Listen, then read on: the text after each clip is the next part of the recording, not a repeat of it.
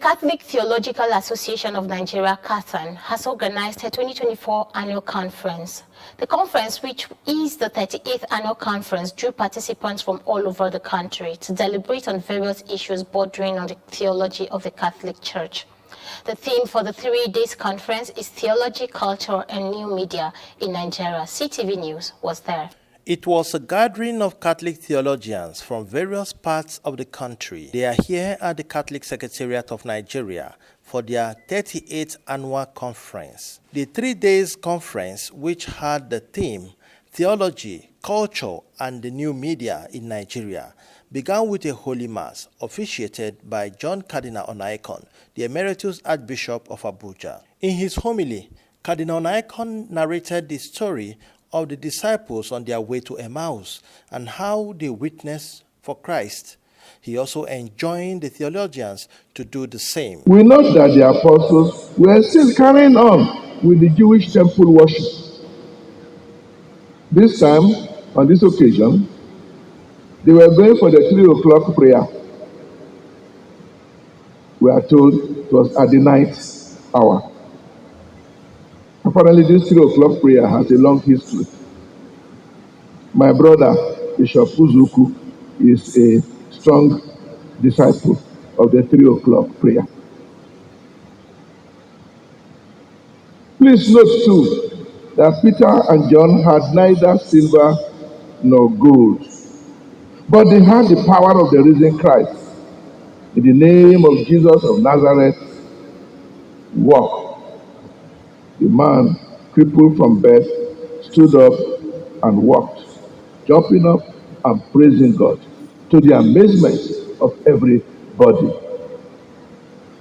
One final question then to you, my brothers, my sisters, and even to myself. In our days, are we tempted to rely on the little silver and gold that we have for almsgiving and palliatives, rather than on the power of the risen Lord to do greater things to the glory of God? When the Mass was over, the 38th conference began. The chairman of the occasion, Reverend Father Professor Cornelius Omonohua, in his remarks, gave the historical perspective of the evolution of the mass media from town crier to our modern day. You cannot be actually a good African theologian if you don't know your culture. And today we are discussing theology. What is theology? The normal, they will say, theology is faith-seeking understanding. So there was a kind of evolution in the media, eventually, from the town crier, the village crier, that announces the events. Then to the time they started using megaphone. And today we are talking about the new media in Nigeria, the print and electronic media and the social media. So this topic is going to be handled by a lot of, many of our scholars who are very deep in theological matters.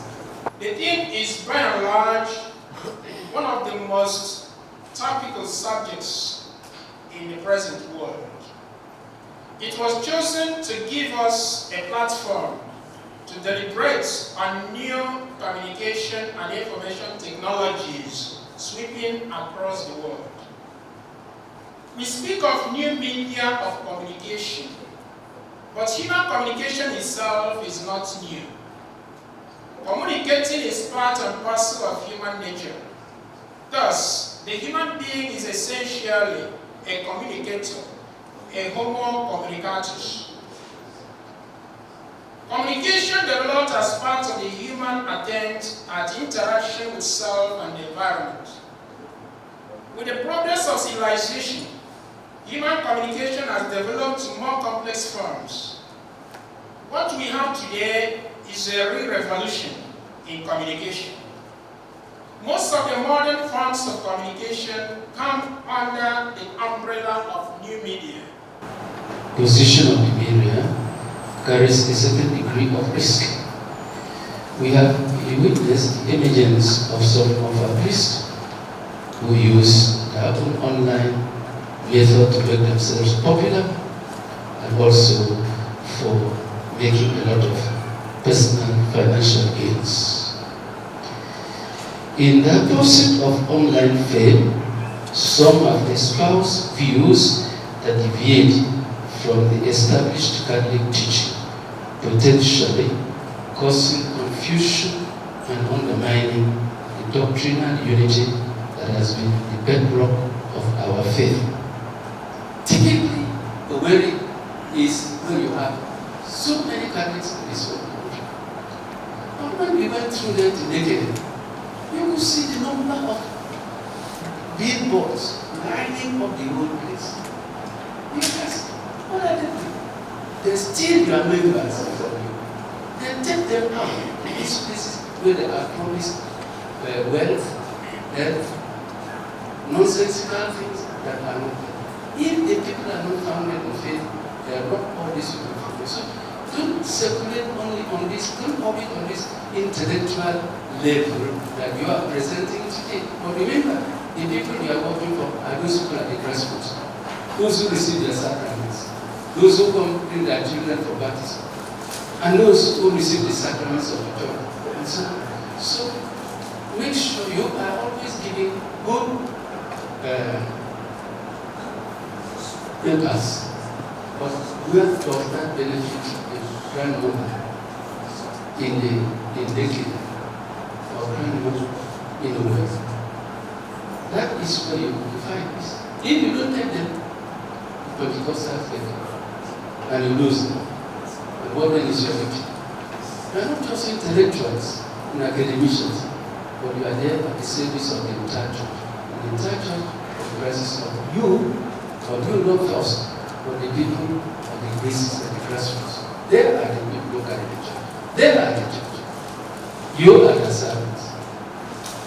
The keynote speaker and the Bishop of Katsina Diocese, Most Reverend Gerard Mama Musa, in his presentation, drew the relationship between theology, culture, and the new media. The relationship between theology and culture is profound, dynamic, and reciprocal, with each influencing the other in different ways.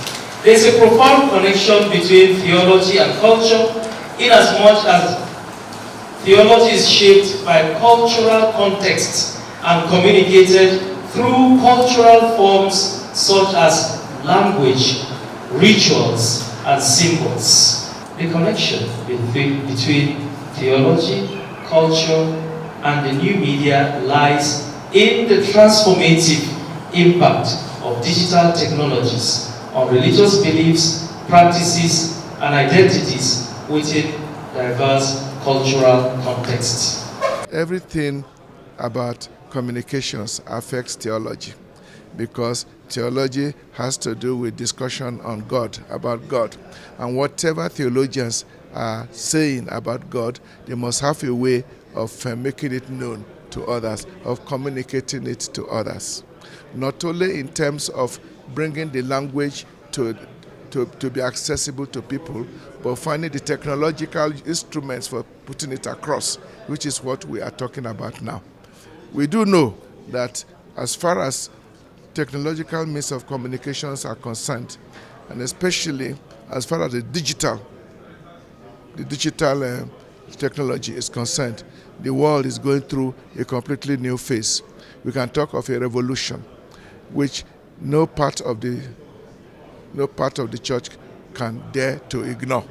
So theologians cannot ignore it, just as canon lawyers cannot dare to ignore it. And it's the same thing for the world out there. In Abuja, Tony Abba, CTV News.